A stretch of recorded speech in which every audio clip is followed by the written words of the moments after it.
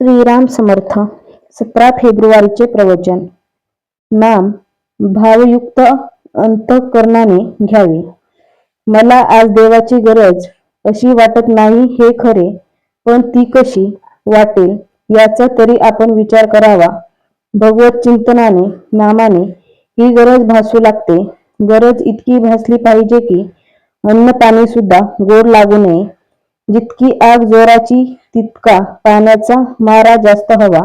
तसे जितकी देहबुद्धी बळकट तितका नामाचा जोर अधिक पाहिजे.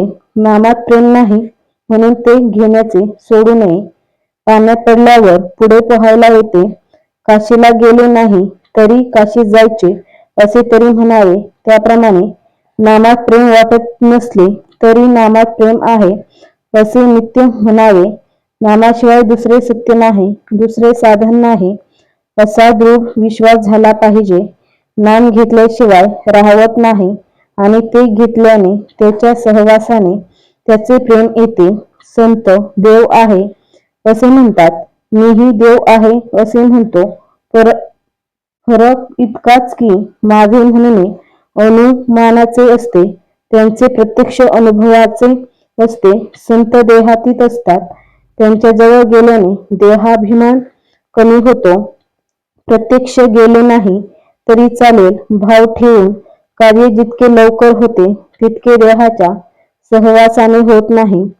तीर्थास तीर्थपण, देवास देवपण आणि गुरुस गुरुपण आपण आपल्या भावनेने देतो.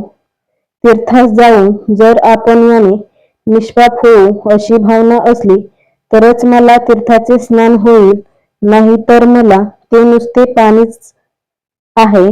थोडक्यात म्हणजे सर्व काही भावनेत आहे. नाम हे भाव उत्पन्न करते. भावयुक्त अंतःकरणाने आपण नाम घेतले म्हणजे आपले काम शीघ्र होते. साधूंची अगर संतांची लक्षणे आपल्या अंगात ती जाणून घेण्याकरिता सांगितली आहेत, परंतु त्या लक्षणांवरून साधू ओळखता येणार नाही. साधू होऊनच त्याला ओळखले पाहिजे. प्रापंचिकाला त्याला ओळखायचे असेल तर त्याने आपल्यावर त्याच्या संगतीचा काय परिणाम झाला हे पाहावे. म्हणजे आपल्यावरूनच त्याला ओळखायचे. आपल्या मनाला काही वेळ तरी शांती मिळाली, आपला मीपणा थोडा तरी कमी झाला, पण निर्विषय झाले, निदान निर्विषय राहावे असे वाटू लागले तर ते साधूचे स्वरूप आहे असे समजावे.